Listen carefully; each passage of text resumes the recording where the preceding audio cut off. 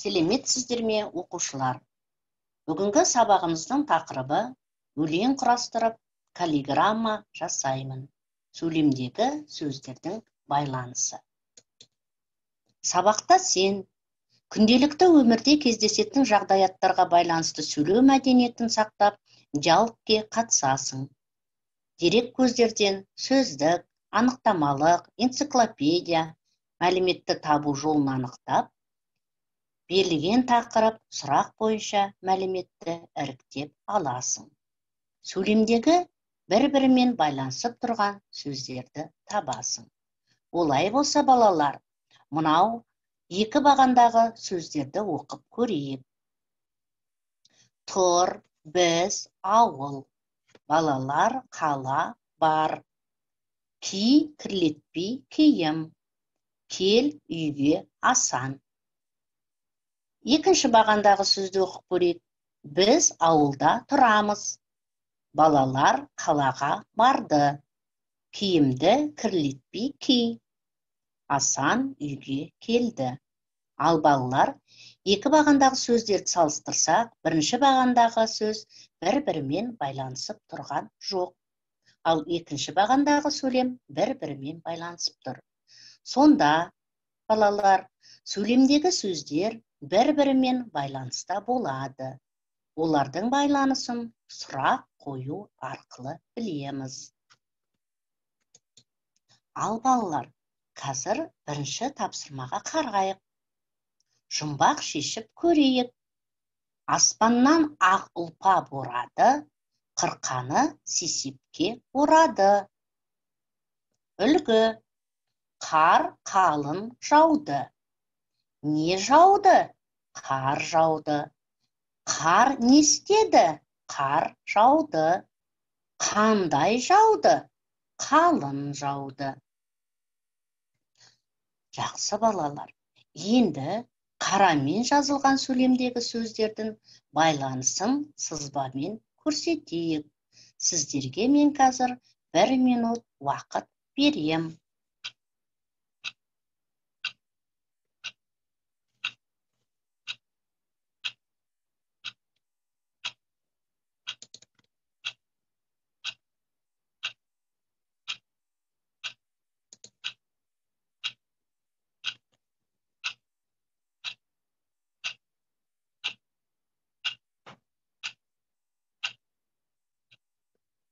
Жақсы балалар, енді өзімізді тексеріп көрейік. Аспаннан ақ ұлпа борады. Аспаннан борады. Ақ ұлпа, ұлпа борады. Бәрекелді.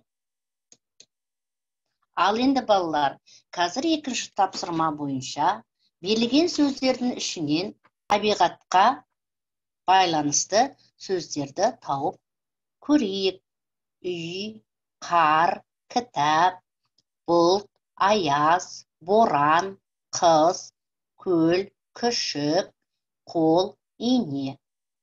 Міне балалар, осы сөздерді, табиғатқа байланысты сөздерді тауып, тапқан сөздерінің қайсысы мына сызбадағы сөздерге сәйкес келетінін анықта. Қазір мен сіздерге 1 минут уақыт беремін.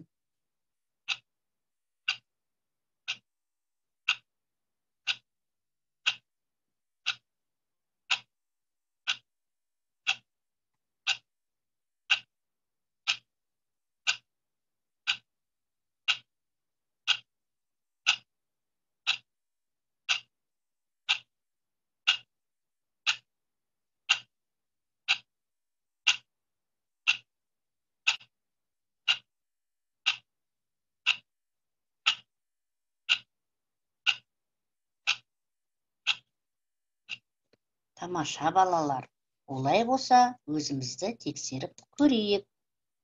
Үскірік боран, ұлпа қар, ақша қар, шалқар көл, қарлы қыз. Жарайсыңдар балақайлар.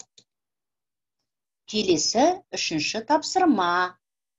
Мына жердегі керекті сөздерді пайдаланып, өлеңнің ұйқасын табуымыз қажет. Керекті сөздер: сызып, домбығып, ойнайды, ысқырып. Аяз қысып, өрнек, терезені торлайды. Қарға омбығып, бет, сырғанап жастар. Кейде ұлып, кейде ұйтқып, боран соғады. Ал жақсы балалар, сіздерге 1 минут уақыт беріледі.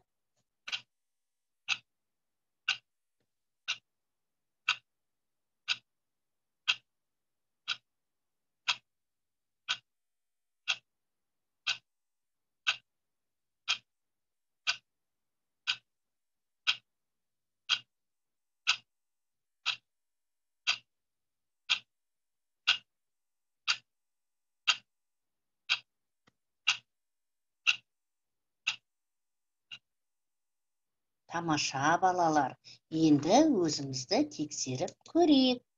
Өзіңді тексер. Аяз қысып, өрнек сызып, терезені торлайды. Қарға омбығып, бет домбығып, сырғанап жастар ойнайды. Кейде ұлып, кейде ысқырып, ұйтқып, боран соғады. Тамаша балалар, барлықтарыңызда осындай өлең құрастырылып шықты деп ойлаймын. Ал балалар, бүгінгі сабақта сендер күнделікті өмірде кездесетін жағдаяттарға байланысты сөйлеу мәдениетін сақтап, диалогке қатыстың. Дерек көздерден сөздік, анықтамалық, энциклопедия мәліметті табу жолын анықтап, берілген тақырып, сұрақ бойынша мәліметті іріктеп алдың. Сөйлемдегі бір-бірімен байланысып тұрған сөздерді таптың. Бүгінгі сабағымыз аяқталды. Қош сау болыңыздар.